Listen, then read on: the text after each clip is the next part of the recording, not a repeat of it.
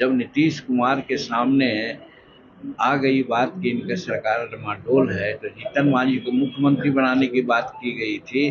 प्रतिष्ठा के अनुसार हम लोग को सीट मिलना चाहिए, लेकिन गाजा बाजा फलना चिल्ला लेकर के लोजपा के लोग वहां पर घूम रहे हैं कि कांग्रेस मुख्यमंत्री के नाम पर मौन साधे हुए है। बिहार विधानसभा चुनाव को लेकर सीट शेयरिंग का मुद्दा फिर से गरमाया है। इस बीच चिराग पासवान की पार्टी की हालत ऐसा लग रहा है जैसे कोई बड़े राजनीतिक ड्रामे के लिए तैयारी हो रही हो। कभी अकेले 243 सीटों पर लड़ने की बात, तो कभी एनडीए के साथ गठबंधन की उलझन।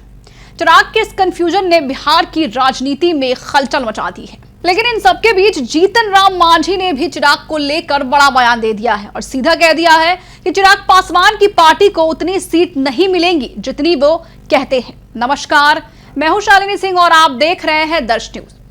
दरअसल एक प्रेस वार्ता के दौरान जीतन राम मांझी ने कड़ी टिप्पणी की है। बिहार विधानसभा चुनाव के बीच चिराग पासवान एक ऐसे नेता के रूप में उभरे हैं जो काफी कंफ्यूज नजर आते हैं।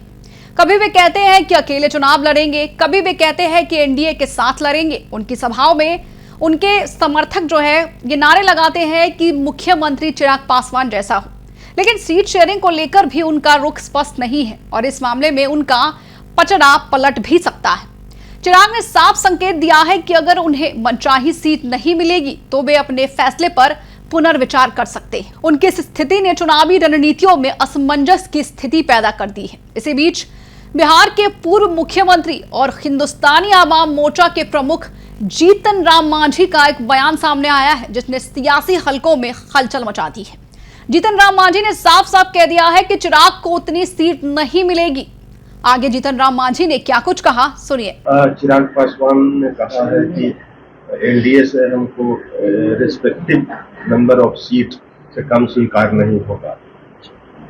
देखिए, अगर वो कहते हैं मीडिया में तो उचित नहीं है। हम लोग अनुशासित दल के लोग हैं और हमारा गठबंधन नरेंद्र मोदी जी और नीतीश कुमार के नेतृत्व में यहाँ चल रहा है, जो चमत्कारिक काम कर रहा है देश में भी और प्रदेश में भी। वैसे परिस्थिति में हम लोगों के स्तर से कोई ऐसे हरकत न होना चाहिए जिससे हमारे एनडीए के गठबंधन में कमजोरी नजर आवे। और ये बात अगर चिराग बोलते हैं, हमने तो नहीं सुना है, लेकिन आप बोलते हैं, तो मैं समझता हूँ कि जहाँ तक प्रतिष्ठा का सवाल है तो प्रतिष्ठा तो सब कोई कहेगा कि भाई हम प्रतिष्ठा के अनुसार हम लोग को सीट मिलना चाहिए। लेकिन समझौता में होता है, नीचे वाले ऊपर जाते हैं, ऊपर वाले नीचे जाते हैं, तब बीच में समझौता होती है। हार्ड लाइन ले करके समझौता नहीं किया जा सकता है। इसलिए यदि वो बोलते हैं तो उनकी अपनी बात है, लेकिन मैं एक बड़ा अभिभावक के नाते हम जरूर सजेस्ट करना चाहेंगे एनडीए के सभी पार्टनर को कि सीट के लिए रिजिडनेस नहीं शो करें, जिताऊ सीट दें और तब अच्छा होगा। और जहाँ तक चिराग का सवाल है, हमको कल एक बात मालूम हुई है, वो बहुत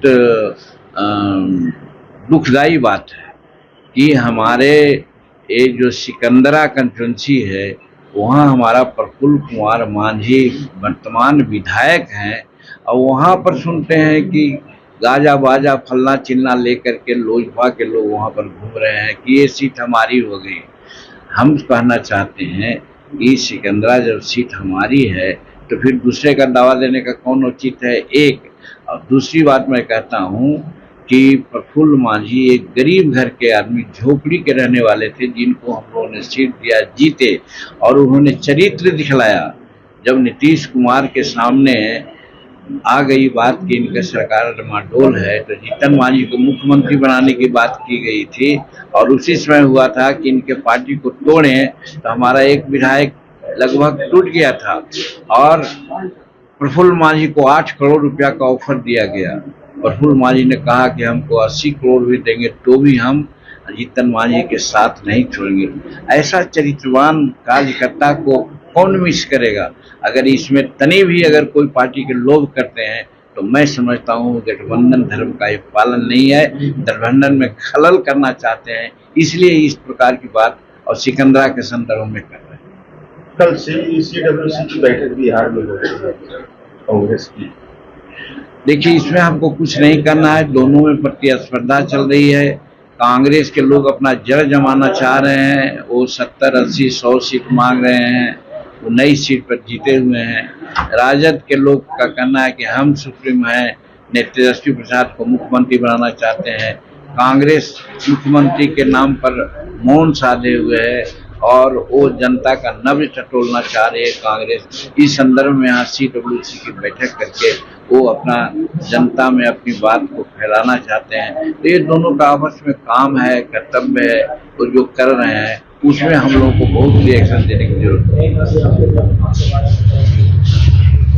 बिहार की राजनीति में चिराग पासवान जहां खुद को एक मजबूत और निर्णायक नेता के तौर पर स्थापित करना चाहते हैं, वहीं एनडीए के भीतर उनके व्यवहार को लेकर असमंजस व्याप्त है। सीट शेयरिंग को लेकर अब ये देखना बेहद दिलचस्प होगा कि चिराग पासवान किस दिशा में जाएंगे। क्या वे एनडीए के साथ बने रहेंगे या फिर अलग राजनीतिक रास्ता चुनेंगे? आपकी क्या राय है, हमें जरूर बताएं। बने रहे हमारे साथ और देखते रहे दर्श न्यूज बिहार की हर खबर सबसे पहले हमारे साथ।